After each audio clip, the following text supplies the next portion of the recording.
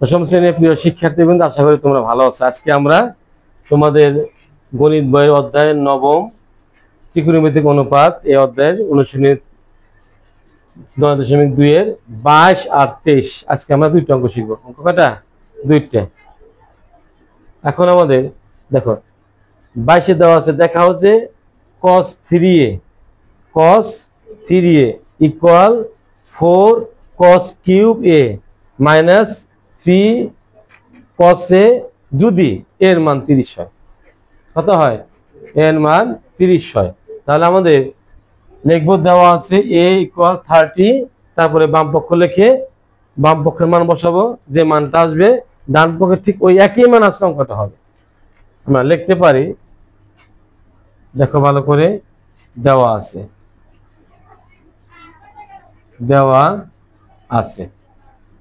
কি দেওয়া আছে? a equal 30। তাহলে এই মানের জন্য আমরা এটা দেখব, বাম পক্ষ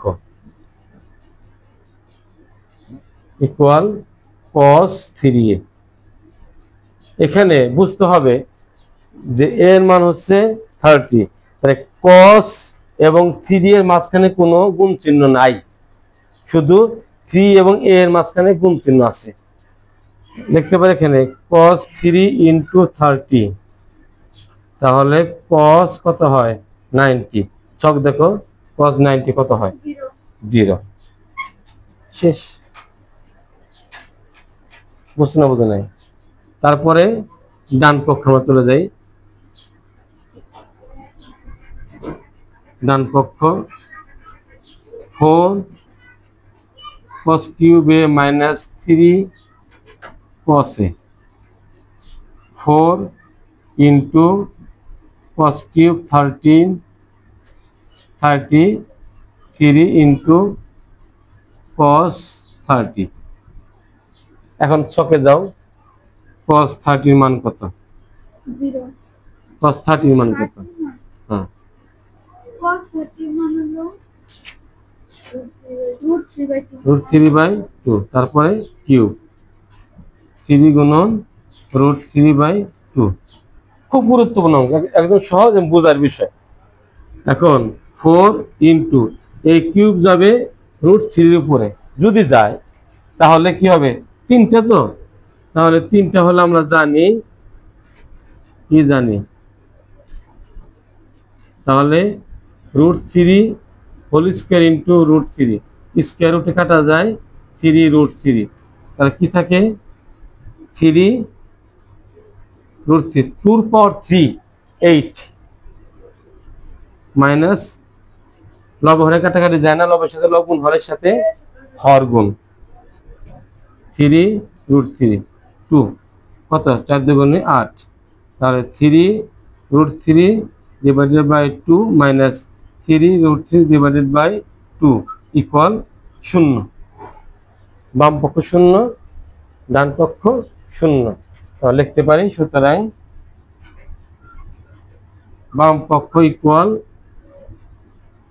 ডান পক্ষ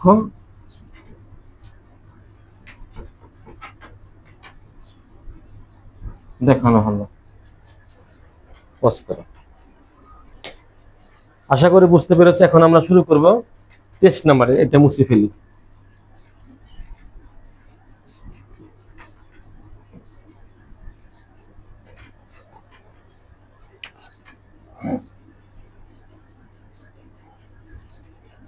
দেওয়া আছে, কি দেওয়া আছে? sin theta plus cos theta equal 1। এখান থেকে আমরা থিটার মানটা বের করব। কার মান বের করব? থিটার মানটা। ঠিক আছে, সমাধান করা। তাহলে বা দিয়ে কমা sin theta equal 1 minus cos theta. আমি কিন্তু পারতাম এখানে বর্গ করার জন্য, কিন্তু আরো অঙ্ক দেখা যায় অন্যগুলি কি আমরা সাইড চেঞ্জ করে করি, এটি আমরা করে দিই।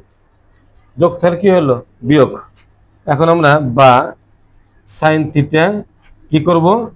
বর্গ। এখানেও কি বর্গ করতে হবে, লিখলেও ভালো, না লিখলে আরো ভালো।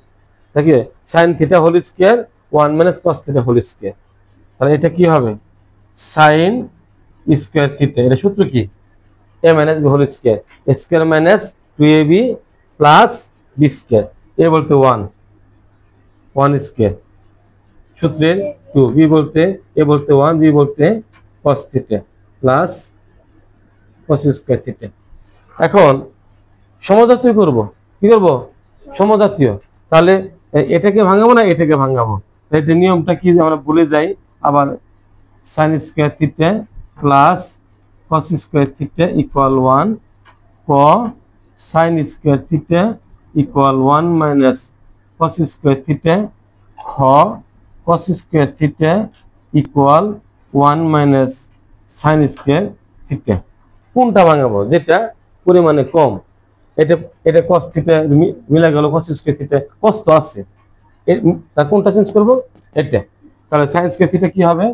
1 minus cos square theta, 1 minus cos square theta equal 1, 2 একে 2 প্লাস কি হলো sin square theta 1 minus cos square theta equal 1, 1 একে 1 minus 2 cos theta plus cos square theta. সব বামে নিয়ে আসো, সব কি করব? বামে আনবো। তাহলে কি হয়? 1 minus cos square theta minus 1 আছে কি মাইনাস প্লাস হয়ে গেল কি minus 2 cos theta plus equal কি মাইনাস, বা কাটা যায় না? কাটা যায়। তো minus cos square theta minus cos square theta, পৃথিবীতে যত মাইনাস আছে সবগুলো মাইনাস যোগ করে একটা minus, minus 2 cos square theta plus 2 cos theta equal 0। তাহলে কি বা মাইনাস কমন নেই, মাইনাস 2 cos থিটা কমন নেই। তো মাইনাস কমন নিলে পরে তাহলে এই 2 কমন গেল, এখানে ছিল cos থিটা দুইটা আর একটা থাকে, এই মাইনাসের কারণে এই প্লাসটা কি হবে? মাইনাস 1। এখন আমরা কি করব? এই মাইনাস 2 শুধু কি শূন্যকে ভাগ, মাইনাস 2 দ্বারা শূন্যকে ভাগ করি, তাহলে কি হবে?